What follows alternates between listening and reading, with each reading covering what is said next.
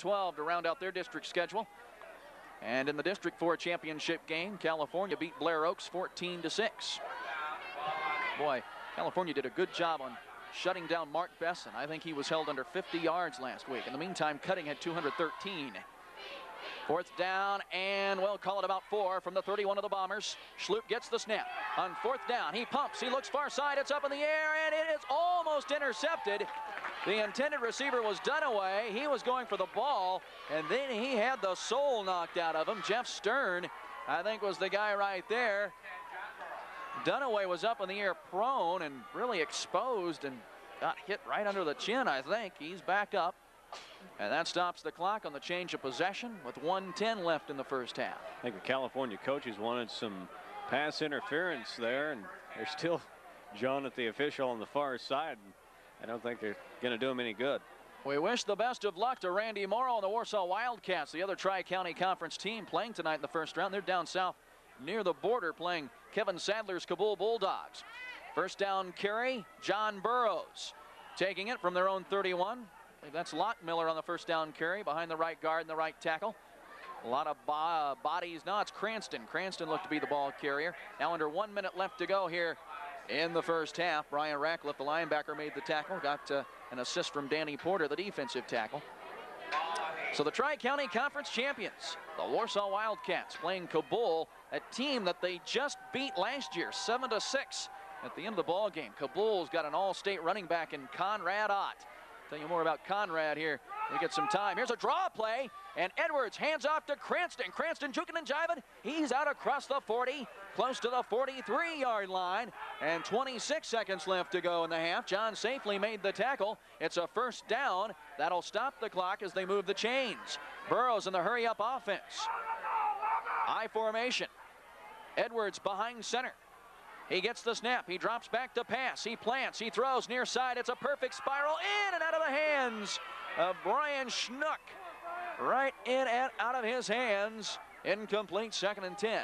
Rick Percival playing a little off there, and that could have been a reception pretty easy for some good yardage. He'll have to pull up a little bit. Gave him too much of a cushion there, too much of a buffer. Back to Conrad Ott, the kid at Kabul. When I was in the Show Me State games a couple of years ago, powerlifting, and now we have a timeout taken by Burroughs. We'll hold that thought. We'll break away for a 30-second timeout with 16 seconds left to go in the first half. Your score from Moss Field, Webster Groves, Missouri. It's John Burroughs 7, California nothing. You're listening to KZMO Radio Sports. I need to read one of these. All conference honorees at the half, and as you might suspect, Warsaw dominates them. 16 seconds left to go now in the first half. Halftime show is coming up here momentarily. Jim Edwards directing traffic behind him as the Bombers break the huddle. And from their own 44-yard line, Edwards behind center, gets the snap. And here is a pass play. Edwards going for everything, up in the air for Lockmiller. Oh, it's almost caught by Lockmiller. Rick Percival on the coverage. Lockmiller almost came away with a tremendous catch at the California 20 on the incompletion. Clock stopped with 9 seconds left. About 40 yards in the air, I tell you. That's a good arm there. Jim Edwards just let that one go, Troy, and it was a great spiral right downfield to the receiver. Jim Edwards has been hurt here late in the season. They'd used a kid by the name of Damon Good at quarterback against Principia, and I think he played well for them as they squeaked out that win. And now Jim Edwards comes out of that huddle, and he needs a timeout. The Bombers will talk strategy now with 9 seconds left to go in the first half. We'll keep it right here and remind you about Show Me Bowl 89. You'll see this year's top teams in each of the 3 high school football classifications going for the state championships.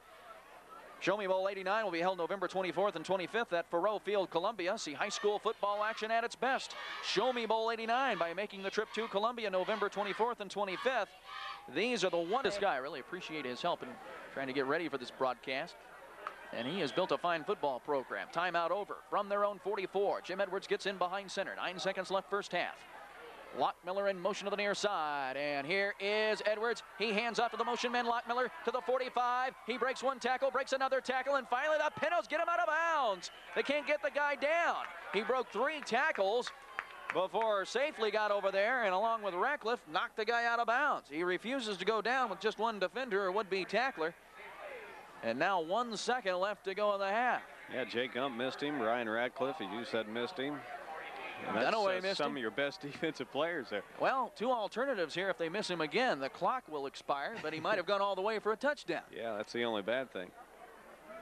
Now Edwards comes out of the ball game, so they'll probably snap it in the shotgun to Lockmiller, or we may have a new quarterback. There's Lockmiller. He's lined up in the shotgun. Going to the far side, 3 men in the backfield, 4 if you count the wingback. And now Tom Donnie, the end near side, jumped the gun. He pounds his head and says, I think we were going on 2 here. Illegal procedure. Dead ball foul against the Bombers. Quite a battle for the Warsaw Wildcats and the Osage Indians last week. Warsaw won 37-15, I believe was the final score, as the Indians were trying to come up with a district championship. And now, as we talk about that game, looks like another timeout call by the Bombers. We'll keep it right here, just a second away from our halftime show. Don't forget, all kinds of good information coming your way. We'll talk things over with Tom Rackers, the sports editor of the News Tribune in Jefferson City. He covers Blair Oaks, Lincoln University, and the Missouri Tigers. We'll talk about some of the new district assignments, particularly the one that has Helias in California grouped in with Eldon and Osage in that new district in 3A. For those of you wondering, John Burroughs will stay 2A, and I know a lot of us are glad they did. Of course, Blair Oaks will be the favorite in the new 2A district we'll talk about, and if Falcons win their district, then they get to play Burroughs. So congratulations to the Falcons. If they can win their district now every year, they're going to have a toughie in the first round of state, as California would attest. Yeah, it's good. California doesn't have to play him, but boy, look at that new district they're moving into, Troy. It's really nothing any better, I guess. You know, Helias, they have maybe 1 down year in 10 years, and this was it, so look for good things from them. Yeah, California will be in a much better district next year than the one they've been in the last couple of years. Here's the final play of the first half. In motion is Cranston to the far side. Out of the shotgun, the quarterback is Lockmiller, and Lockmiller takes the snap and just goes right up the gut. Doesn't pick up much, about 2 or 3 yards, and that's the dials back home in California. Troy Treasure along with Jeff Shackelford. Great to have you wherever you are, tuned in across the heart of Missouri for first round action in the 2A high school football playoffs. It's the John Burroughs Bombers and the California Pintos. The Burroughs Bombers coming in, the 7th ranked team in 2A in the state of Missouri. The Pintos at 9-1, the 9th ranked team in the state. Both these teams coming off victories last week. The Bombers over Cardinal Ritter and the Pintos over Blair Oaks to wrap up their district titles respectively. The Bombers in District 3, the Pintos in District 4, and right now, through the first 24 minutes, as we approach second half kickoff time, it's 7-0, John Burroughs. The only score of the game at 4:02. And the second quarter, Cranston, a 43-yard run. Good burst of speed as he broke 2 or 3 tacklers. And the extra point was good. Cranston with the touch. PAT by Shinneker up through the uprights, and it's 7-0. And Jeff Shackelford, as we head into the third quarter, this Pinot defense is going to have to continue to play fired up and inspirational football. Yeah, you got to like the California Pintos' chances here, holding John Burroughs to 7 points this first half. They know they can come out and play football with them now. I'm sure Coach Paul Hickman jawed on the boys a little bit, as he always does at halftime, and hopefully the Pintos can come out and get that offense in gear, get Blake Cutting, that all-conference selection, geared up and ready to go and play some good offensive football. The winner of this game plays Monday at 7:30 against the winner of Brentwood Scott City. They're playing in Scott City tonight. Last year, Burroughs shut out California 35-0. But you knew it was going to be a different ball game from the time the Pintos stepped on the field tonight. Last year, I think they were beat before they ever stepped on that soggy turf of Riley Field. These seniors like Jay Gump and Blake Cutting and Shane Dunaway have got these kids fired up for this game. Here we go into the second half. The Pintos will kick it to the Bombers. Jay Gump boots it away. It's a line drive, and Lockmiller takes it at his own 7. Or I beg your pardon, from about his own 12. He's to the 15, out across the 20, 25, still on his feet.